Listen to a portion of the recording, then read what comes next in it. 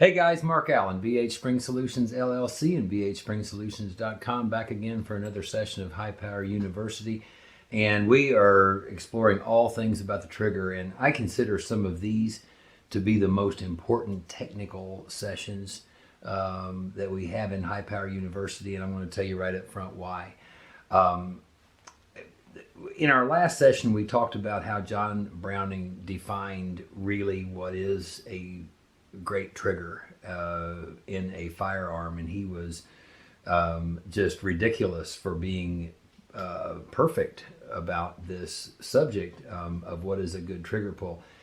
And ever since John Browning didn't finish the trigger subassembly for the high power pistol and Diodone Save did, we have been, the handgun world has been on a mission to find a John Browning-esque trigger for the Browning high power, since FN and Browning Arms Company kind of came up short on that particular subject. So we're going to, in the last session, we defined what really is a preferable or a optimal kind of a trigger pull, and we're going to be getting into some territory now that I want to say at this stage of High Power University, in the servicing of high powers in our service center and in all of our development of springs and optimizations, modifications, upgrades, components, and things for the high power pistol, we have had in numerous instances high powers operate well in some form of full auto mode, where more than one round gets fired per trigger pull, and sometimes just a complete magazine dump. Before we started this session, I was looking at this schematic that we're seeing now on the screen, and I was counting up the number of different things that I had personally experienced as being causative for that, speaking of full auto function. And I counted up 7, and I'm going to show you exactly 0 because that's not what this, we're not here in any way to teach anybody, and I just want to say this very, very clearly. We are not here to teach anybody how to make a high power operate in full auto mode. We are here to do everything we can to make sure that nobody has that ever happen.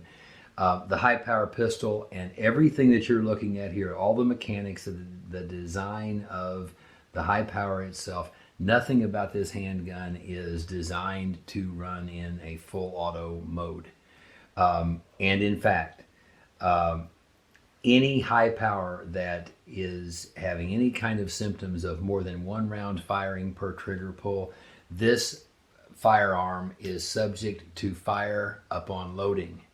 In other words, when you rack the slide and chamber a round, any high power where when the slide is racked or the slide cycles and the hammer is said to follow the slide, where the hammer does not stay cocked, or more than one round fires per trigger pull, there is no way to predict when that high power is going to fire, and that includes when you rack the slide and load the firearm. So there is no safe pathway, is what I'm saying, that I know of, to have anything but a very, very dangerous situation with a high power if it is in a condition where more than one round can fire per trigger pull. So not only am I saying very loud and clear, nothing that we are showing you is in any way intended to teach anyone how to make a high power function full auto.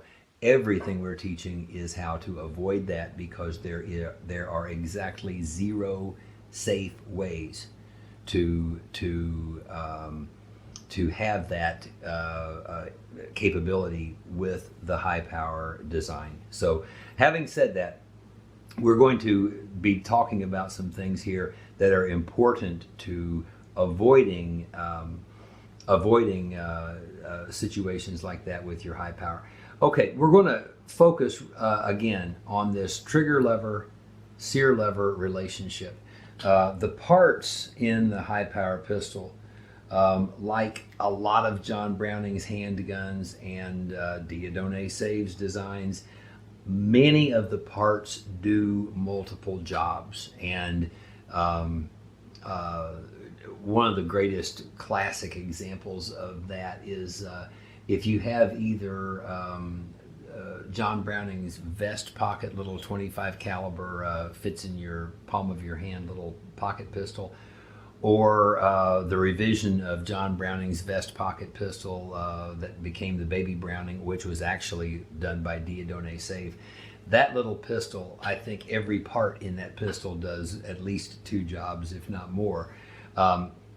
Here's what I mean.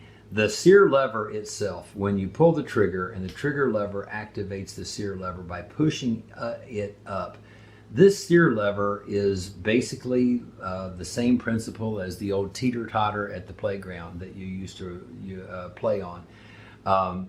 We want the trigger lever to actuate the sear lever as close to the end of the sear lever as we can. We get better leverage on the teeter-totter when we're sitting all the way back in the seat or all the way back on the edge, remember? So we want that, and it pushes up on this sear lever this way, causing this end of the sear lever to go down. It pushes this end of the sear, causing this end of the sear to come up. And at that point, you break the relationship between the sear and the hammer tooth, and the hammer can then come forward. Now, what happens after that? And let's talk about this trigger in the context of that. All of the trigger's movement rearward until you have taken up the slack, so to say. You have pushed up the sear lever, or the trigger lever has risen far enough to have the sear lever now engaged here, pressed down against the sear. When we've pulled through the take-up and gotten to that position, I call that the wall. So I've pulled through the take-up to the wall. Now, additional pressure on the trigger is going to actuate the sear, or cause the sear to rotate the sear face here with the hammer tooth to come up, and we're able to fire. When that happens, we're going to just stop right there. This end of the sear lever and this end of the sear lever are both pressurized, if you will. They're both under pressure. The slide is going to now cycle, and we do have pressure up against the sear lever here. And this metal-to-metal relationship is going to be terminated by the slide coming rearward. So is the pressure on the sear. And these metal engagement areas, the trigger lever and the sear lever and the sear, these are going to pass off of each other, but they're in contact. So in other words, there's going to be a metal-to-metal friction between these surfaces, and that does make these wear points. The thing that I've noticed is the engagement pad on the sear, which we'll show you here later, as well as the trigger lever. These seem to be the wear parts. The sear lever itself, we don't notice significant wear on sear levers, and I don't think I ever have on any high power, quite frankly. I suppose it's possible, but this repetitive movement of the slide, breaking that pressure between the sear lever and the sear and the trigger lever and the sear lever, that is metal that is pressured against other metal when it's moved from its position. We're looking at a type 1 sear lever, the original sear lever in the high power in this particular schematic. When it comes rearward, the thing you're going to realize now is at that point, this sear lever is floating. And what do we mean by floating? Here is that type 1 sear lever. Here's the part we see here. Here's the part we see in the slide. And you see me moving it back and forth. And as you can see, it takes no effort, and even you can hear it moving when I just do that. That was the sear lever you heard. That's really what we want for this Sear lever. It's designed to be floating. What that means is when this trigger lever comes up and pushes as far as it can, when the slide comes rearward, we can then experience what is called overtravel. And with the Type 1 Sear levers, it's actually important to have some degree of overtravel. I'm going to explain to you real quickly why, but we'll demonstrate with one of our pistols here on the table. This movement right here that you see, the take up, right back to the wall, if you will, at that point I've closed the distance between the trigger lever and the Sear lever, and also between the Sear lever and the Sear. Now that's where we get to at this point. Then when we pull more, we have the brake like that, and then the slide comes rearward. I'm going to keep the trigger pulled, and hopefully you're going to see just a little bit of movement here. Sure, right there. You probably could see that in the video. That is overtravel. This Type 1 Sear lever model, that means it's not a Mark III, it's not an FN95 model, it's a Type 1 Sear lever model. Some degree of overtravel past that break point. When the slide moved rearward, you saw my finger come rearward just a little more, not much, just a little more. That is what we call overtravel with the slide Type 1 Sear lever. Then we have the reset. And that's not a bad reset that you're looking at there whatsoever.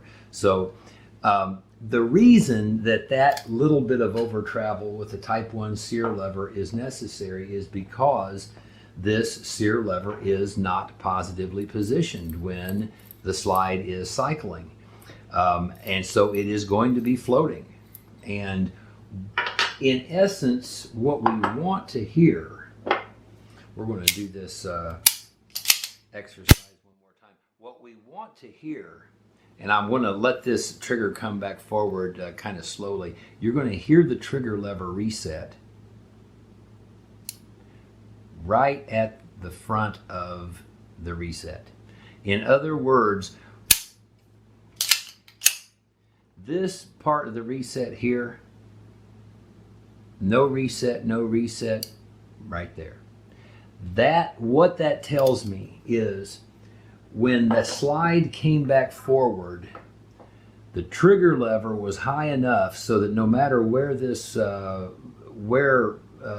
end of the Sear lever, if it was a little this way, a little that way, since it can float, it didn't matter. The trigger lever had risen far enough so that when the slide comes back forward, what you have is you have this. You have the trigger lever getting pushed this way by the Sear lever. Then this trigger starts getting released, and the trigger lever comes down and it springs back into its position, and you have reset. By the way, this is not like my preference or anything. This is a new product that you see on this frame. Attachable magwell and grips, and this is a prototype that we've been testing. That's not my new flavor in what I put on polished blued high powers. Okay, we're going to come back to the subject of this Sear lever, because this is a critical point. What you just saw was the degree of margin that I consider to have when you saw that trigger lever resetting. The trigger resetting, the trigger lever was then coming down, and it had plenty of forward reset before I had the actual reset. You could hear the reset of the trigger lever.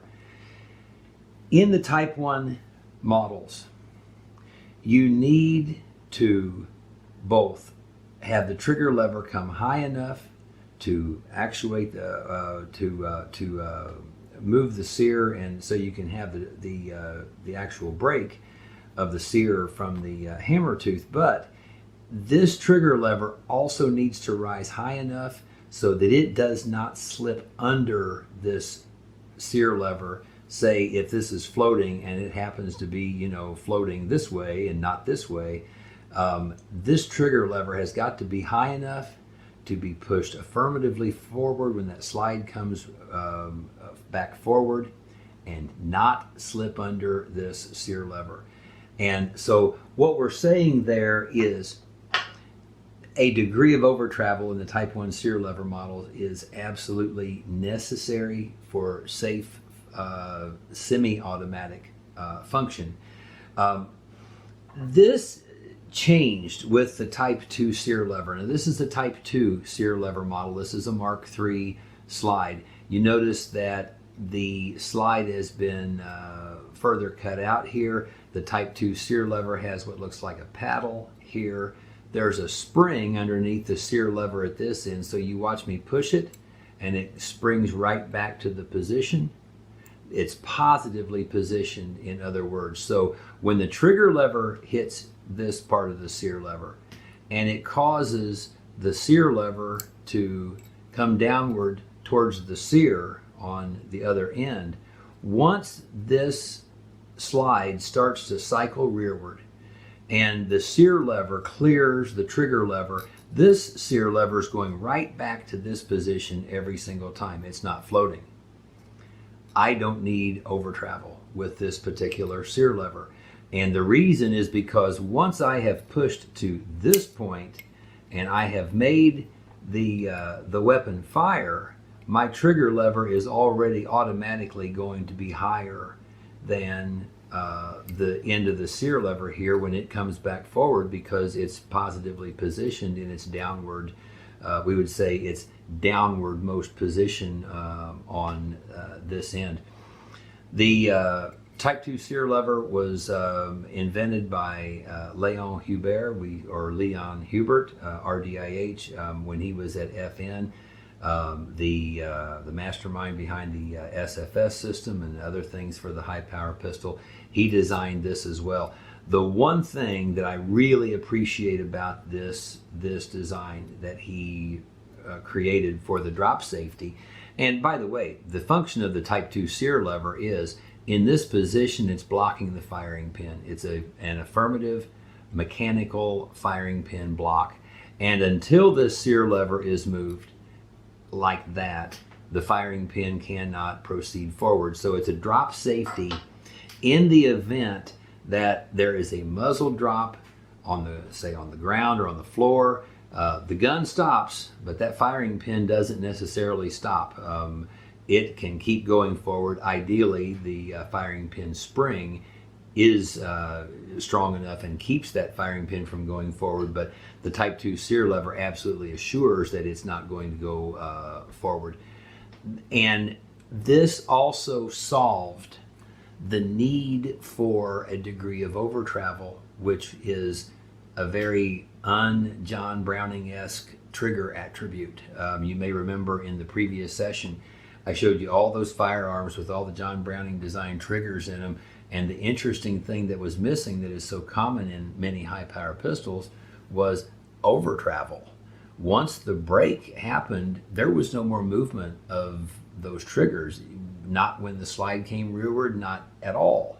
So this subject of overtravel is an interesting one because it's not present in all firearms. It's common with the Type 1 Sear levers. So, and again, the important, here's probably the most important concept to understand about the high powers trigger, and that is Type 1 or Type 2.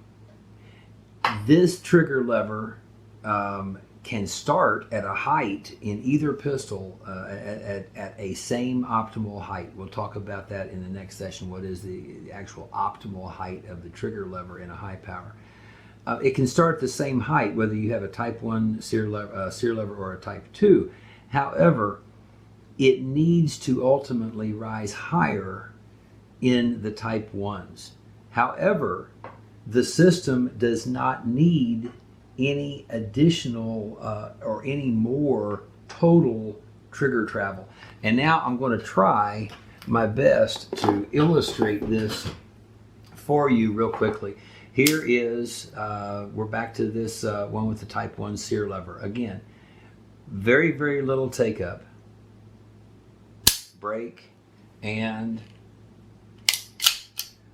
you saw the trigger move rearward. That is the Overtravel. That is what's getting us our margin so that on the reset, which is rather short, all of that forward movement of the trigger where you did not hear reset, that's the amount of margin I have between. In other words, the trigger lever is high enough so that I'm not running the risk that it's going to slip under the Sear lever. Now, contrast this now to a Type 2 Sear lever.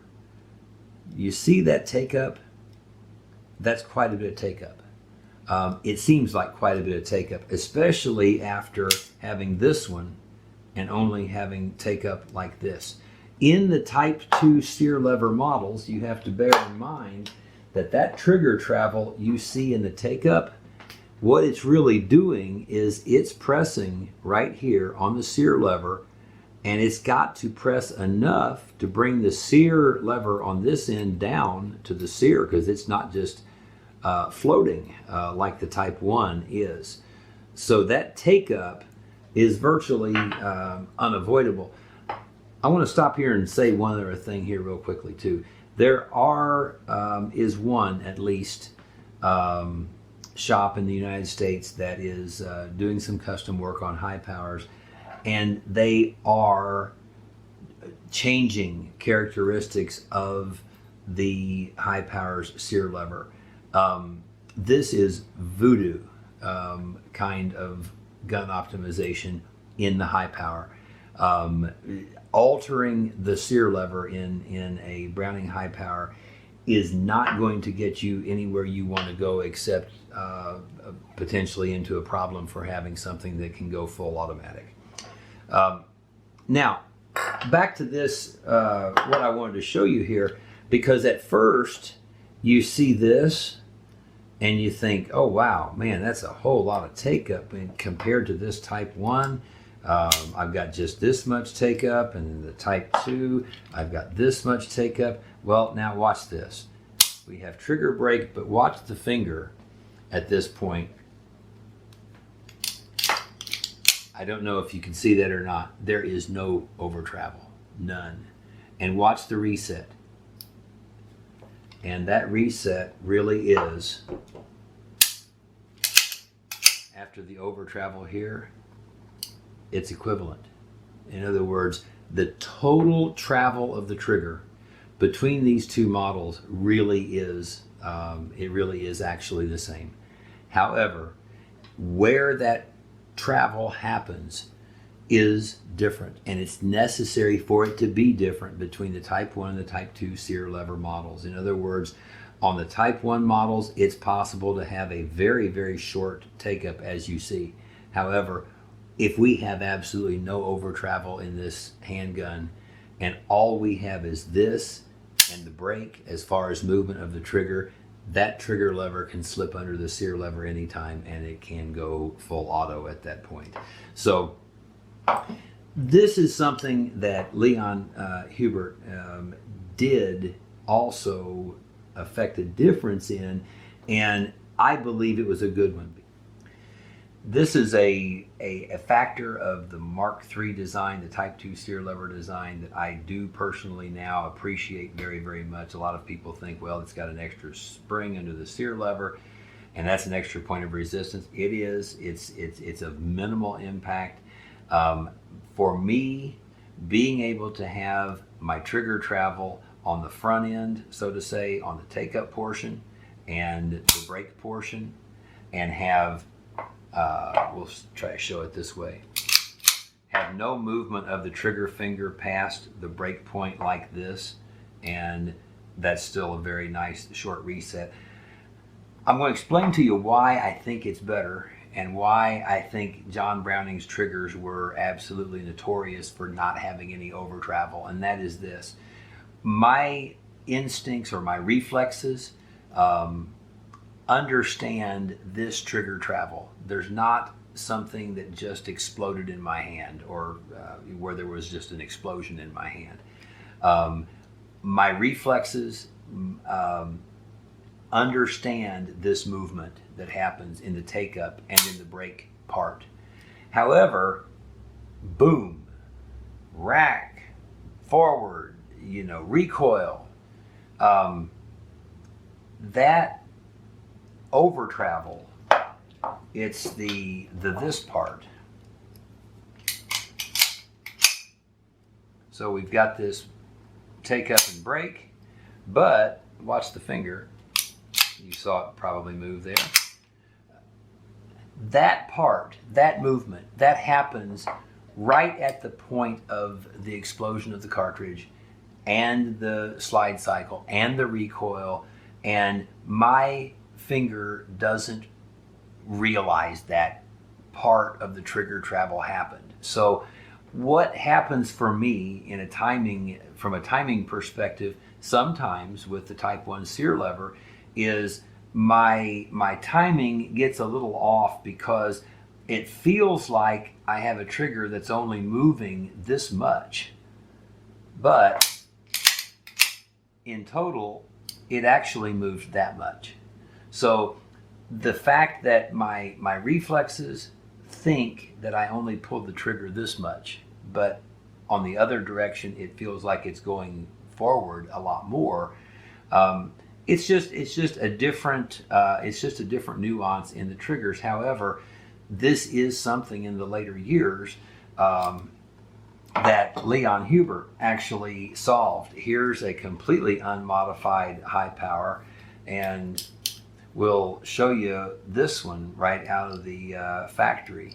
You do have a little take up. There's the brake, and very, very little or no over travel, and about that much on the reset. That is, for me, that was an improvement, because it's not possible to change the total amount of trigger travel in the high power design without risking malfunction or full auto function. However, what the Type 2 Sear lever did was it allowed almost all or all of the trigger travel to be on the front end, and for the trigger travel to stop basically with the trigger brake. And